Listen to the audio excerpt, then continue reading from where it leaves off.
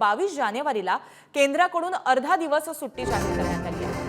आताची एक मोठी अपडेट आहे। 22 जानेवारीला केंद्राकडून अर्धा दिवस सुट्टी जारी करण्यात आली आहे।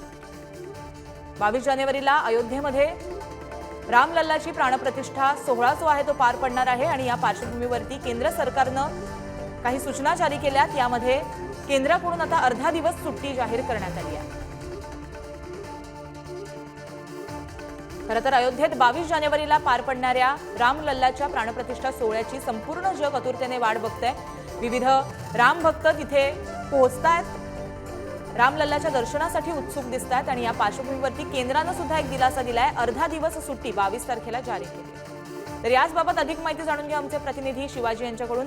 शिवाजी, 22 तारखेला रामलल्लाच्या प्राणप्रतिष्ठा सोहळ्यासाठी केंद्राने सूचना जारी केल्यात, अर्धा दिवस सुट्टी जाहीर केली आहे, अधिकची माहिती।